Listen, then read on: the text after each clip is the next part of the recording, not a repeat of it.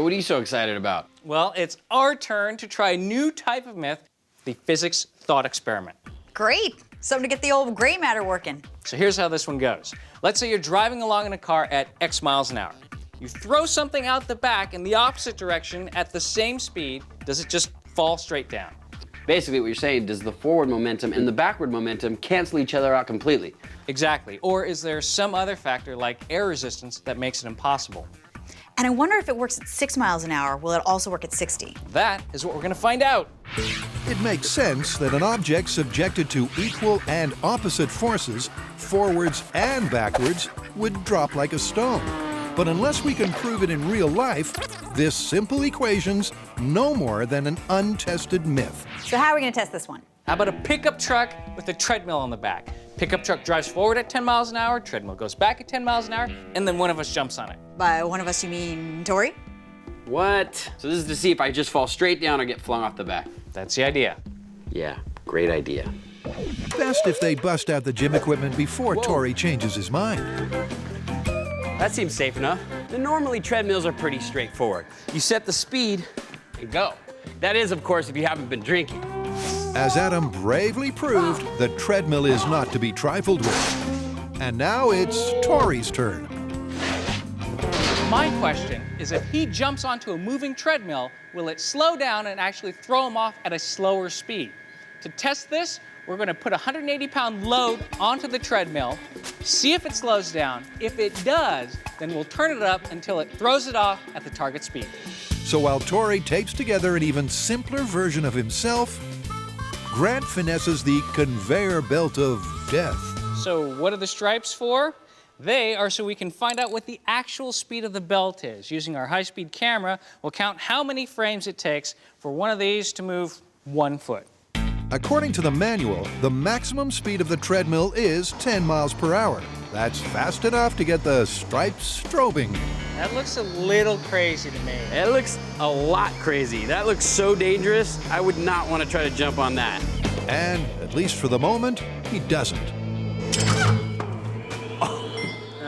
That was kind of a problem. In fact, it was just what Grant predicted. The bag slowed the belt down to a relative crawl. It actually recovers fairly quickly. Okay. And it gets back up to 5.45 miles per hour. All right, now the tricky part is doing it without falling. I suggest you tuck and roll. So to balance the myth, the truck should also move forwards at 5.5 miles per hour. All that remains is to attach one to the other. You're really gonna run on this thing, huh? Oh, not so much run. More just fly off the back. 4 bolts later, this traveling treadmill is primed for a field trip. They're bound for the Concord Naval Weapons Station, where the roads are long and level. That's not going anywhere. No, that's good. Should be real safe.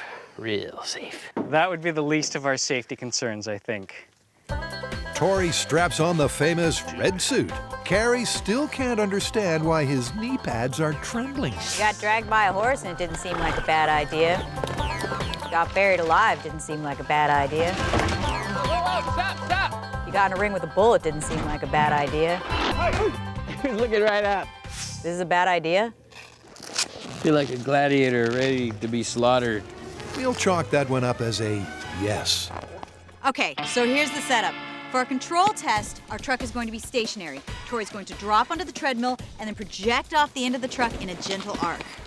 Now, for the next test, we're going to drive the truck at the same speed as the treadmill. When he drops off the back of the truck, he should fall straight down. Well, that is if the theory is correct. And when I say gentle, could be exaggerating just a little bit. But you know what? I'm used to taking one for the team, so this should be easy. They've rigged the treadmill to work on a small portable generator, and it's soon up to speed. Okay, so this is our control test. You ready? I'm ready as I'm ever gonna be. Okay. Famous last words as a telephone call disrupts the filming. Who is it? The insurance company said... This is Brian. He's our director. You should know better. I know. No? What's going on? With uncanny timing, the office is called up to tell them that Tori cannot take the fall. Seriously? Okay, so this is unusual. We're just about to go for it, and our producer gets a phone call from the insurers. Apparently, this is way too dangerous for Tori to attempt, this uncontrollable fall. So, I think we're gonna have to go for the next best thing, which is, I don't know, like sandbags or something. So while Tori stands down, the supply truck is ransacked for raw materials. Okay, what do we got? They're looking to build a substitute fall guy, so coveralls and a blow-up doll fit the bill. Is it getting into the legs at all? Oh, it is. It's getting heavy. Oh, good. And there's a real bonus to having a sand-filled stand-in. They can fill it to just a fraction of Tori's weight, so they can run their tests at 10 miles per hour, not the planned 5. Not bad for a stand-in Tory. It's only fitting that the man who missed out gets to discharge his stunt double. All right, here we go. 10 miles an hour. In 3, 2, 1. Oh! I am so glad that wasn't you, man. That was an arc. I wouldn't say a gentle arc. Nor would we. And it's probably time to admit that the safety team had a fair point. So in our control test, stand-in Tori was thrown 6 feet away from the treadmill from a height of 3.5 feet.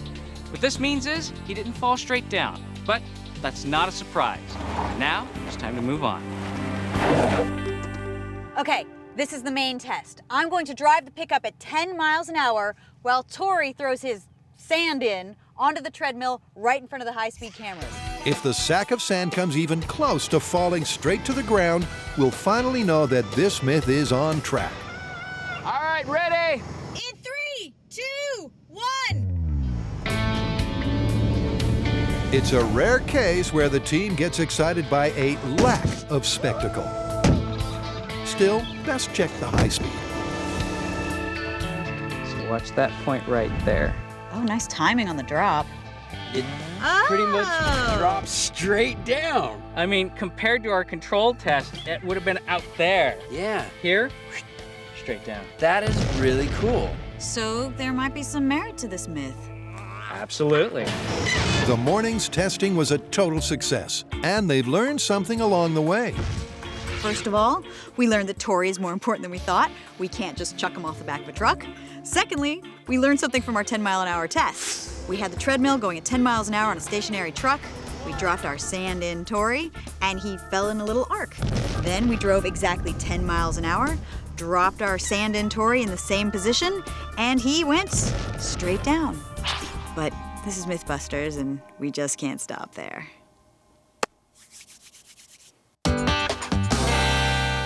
Kari, Grant, and Tori are trying to confirm the myth that a dead weight drops straight to the ground if its forward momentum is exactly the same as its backwards propulsion. So far, a mobile treadmill seems to have proved the point. True, but you know the fans are never going to be happy if we stop right there. We have to test this at higher speeds. All right, well, why don't we ramp it up? We'll build an air cannon, fire a soccer ball at 60 miles an hour. We'll do it again inside of a moving vehicle going 60 miles an hour, see if the energies cancel each other out, and we get a vertical drop. Love it. Let's do it. Grant gets the task of building the cannon, and he's not one for half measures. This is our next step in testing this myth.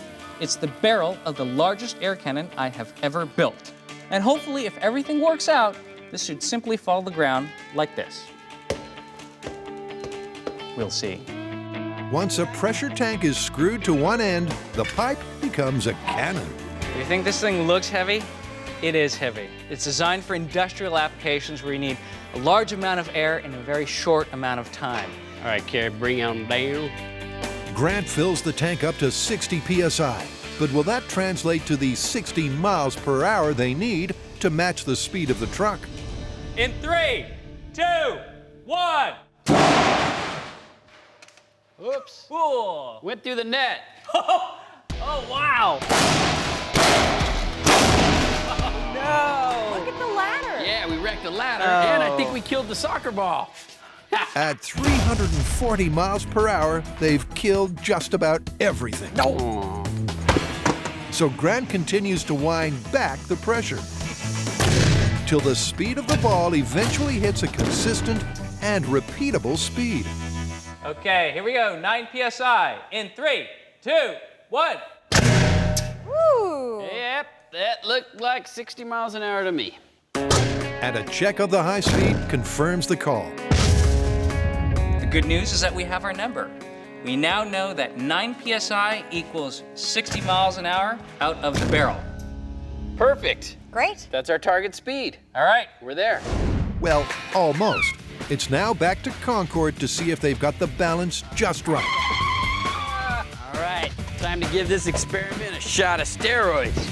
But first, we need one quick test with the handbrake on. Now this is gonna be a static test. We're gonna fire the ball at 60 miles an hour. This way we'll have something to compare to when we fire it from the moving vehicle. So we're going up to 9, correct? 9 PSI, that should give us 60 miles an hour. Okay, that's 9. All right. You guys ready? Ready. That All just right. doesn't get old, does it? That was cute. Look at that. It flew off the scale before it even landed on the ground. That's fantastic. But a nice straight line. I think you did good with the cannons. Yeah. Totally level. Now it's time to move on to phase 2. For this experiment, I'll be driving the pickup truck 60 miles per hour in that direction, while Grant is firing the cannon at 60 miles per hour in the other direction. But how do we know we got the shot? Because of our trusted friend, the high speed. The high speed camera is gonna be set up right in line with the scale. That way when the cannon is fired, we'll be able to see, does the ball drop straight down? Now, when do we fire this cannon, you ask? That's where this cone comes in. Triggering is all about human reaction time. An average reaction time for a human is about 200 milliseconds. Now at 60 miles an hour, 200 milliseconds is about 18 feet. So this is positioned 18 feet away from the target. When I see this in the little monitor, that's when I'll know when to trigger. And if it all works out, we'll trigger right on the spot.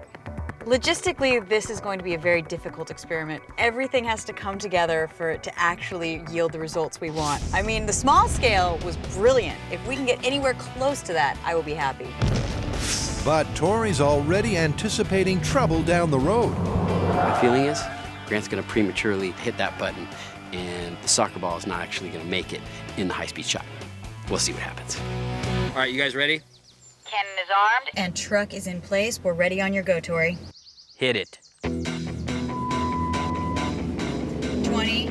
30, 40, 50. Come on, get to 60. Come on. Okay. And fire. Hey, that was a pretty good shot.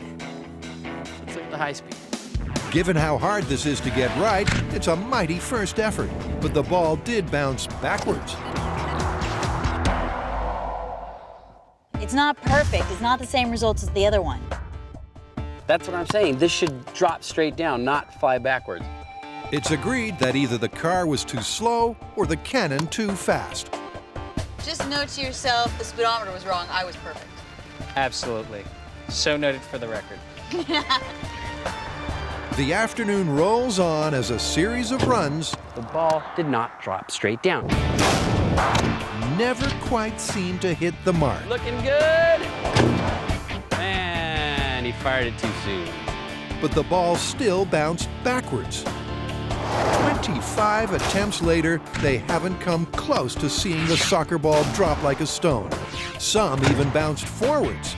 And it could be the cannon, the car, or the myth that's at fault. That was one of the most frustrating experiments I can remember. Now, we've seen the ball bounce forward, we've seen the ball bounce backward, but never straight up and down. I mean, we could be out here all day and not get a result. We don't know how fast the ball's coming out of the cannon. We don't know exactly how fast we're driving. It's all so finicky and it's all just a fluke. This might be the time to rethink their approach. After all, no one said science was meant to be easy. Can an object shot backwards while traveling forwards ever drop straight to the ground? It's a fascinating thought, but trying to prove it is bringing our physics team unraveled. Okay, either this myth is busted or our methodology's flawed. I'm pretty sure it's the latter. Okay, well, there's more than one way to fling a ball. Let's look into some other propulsion systems and figure out which one's the most reliable. All right, we could get a ball pitching machine. They actually make them for soccer balls, and as far as I know, they're pretty accurate. I've got an idea for another machine where it actually punches the ball without imparting any spin. That might help. Okay, well, let's get started and have a showdown. It sounds like a plan, 3 machines, including the air cannon, competing to see which is the most consistent shooter. The soccer ball launcher is designed to reliably fire ball after ball at the same speed, and it's working just fine. Oh! I think you got your aim. And there's work to be done on the factory floor. For machine number 2, Grant needs to modify a MythBusters favorite. Now, the last time you saw it, it had a plate affixed to the end, and it was smashing frozen heads. And I must say it was a smashing success. But now it's going to become a soccer ball kicking robot. Just you wait. 10 out of 10 for lateral thinking. And you know that when Grant gets his hands on a robot, it will kick balls. Okay. Okay, all of our kicking contraptions should be complete, which is perfect because it's time for the MythBusters World Cup, also known as calibration tests. We have our official goal right here. Back here we have the contenders. First off, we have the ball chucker. You're already familiar with the air cannon. And finally, we have our robot kicker. Consistency was a huge problem when we did our last test. So that's what we're testing now. Which one of these contraptions will be the most consistent at 60 miles an hour? Guys ready? Let the best machine win. Still, the early money is on the store-bought machine. The wild card here is going to be the robot kicker. I'm really anxious to see if that one has a nice consistent shoot. Personally, I think that the ball chucker is going to win on this one. No offense. Grant takes a guess at the pressure required and pumps his robot striker to 60 psi. In 3, 2, 1. Wow. That was a good kick. How fast did it go? 58 miles an hour. Boom! Nice. We're in the ballpark. A succession of kicks gives a nice tight cluster of numbers. We're gonna keep going and average them all out, but so far it's looking pretty good. In the end, Grant's machine has worked wonders. Kicking robot was great. It was consistent within 3 miles per hour. Now, moving on to the ball chucker, which, well, was actually made to chuck balls, so hopefully this will be consistent. All right, we're ready to go. Tori's already fine-tuned the speed of the tires, and from the very first ball, it looks like he's right in the zone. God, 59. It's an impressive display from the favorite, but there's still one to go. Nerds. All right, why don't we do this? Let's test the air cannon one more time. I mean, who knows? Maybe it's more consistent than the other machines. All right. Going up to 9 psi. So it comes down to these last 5 shots. Fire away.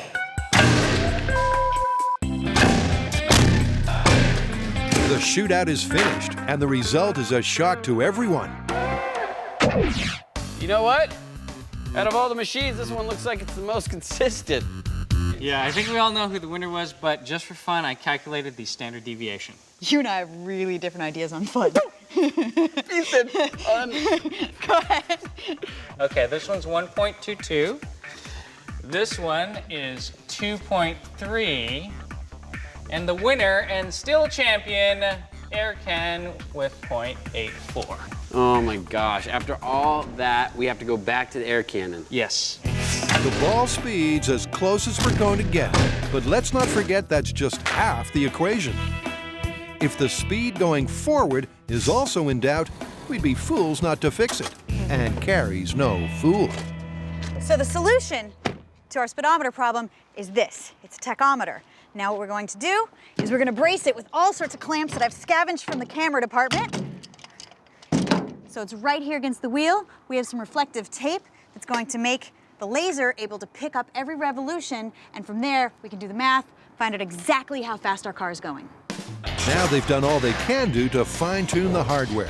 But will Cannon Reloaded reverse the results? Only time, mixed with patience, Nerds! will tell. Tori, Kari, and Grant are struggling to prove the supposedly common-sense myth that an object drops straight to the ground when its forward and backward momentum are exactly the same. I know this is possible. I mean, it's physics. But the real question is, are we going to be able to get the conditions that we need in order to show this? I mean, this is television. We can't give up until we have a shot of it actually happening. So here's where we're at. Fire away! Grant's air cannon was precise enough to earn a second shot. but Kari's replaced a possibly faulty speedometer with an incredibly accurate tachometer. This is it. We have eliminated all the variables. We have the cannon shooting at 60 miles an hour, the car driving at 60 miles an hour, just to show that this ball will drop straight down. This is it. It's go time. All right, you guys, you ready? We are ready. All right, here we go. In 3, 2, 1, go. Look, this is a classic physics thought experiment. I mean, you've got something moving, you fire something off of that moving vehicle at the same speed, and ideally it should cancel out. But this is the real world. And the real world remains a frustratingly difficult place to do science. The cannon was fired a little too soon. This is all a bit finicky. I think we're gonna have to try it a lot until we get it perfect. More tests only lead to more disappointment. Once again, Grant's timing is just off the mark, but Kari at least sees a light at the end of the runway. I have a feeling that we are very close to a perfect demonstration. We're gonna see that ball drop. With the forward and backward momentum matched as close as they're going to get it, the pressure's on Grant for a perfect release. I don't know about you guys, but that looked pretty good to me. Let's check the high speed. It really looked good to the naked eye, but the judge in this case is the high speed. Oh my God, it's like a cartoon. It's just in the air, it stops and it just falls. Look at that. Fantastic. I mean, look, it doesn't move at all. It's going straight down. Woo! We did it! We did it! Yeah! Vector edition! Yay! We canceled out velocity! After 3 days of suffering, that single shot brings the myth to an end. I can't be happier. We actually got the speed of the car to match the speed of the soccer ball, and we got a perfect straight down drop. Ladies and gentlemen, the laws of physics are still hard at work.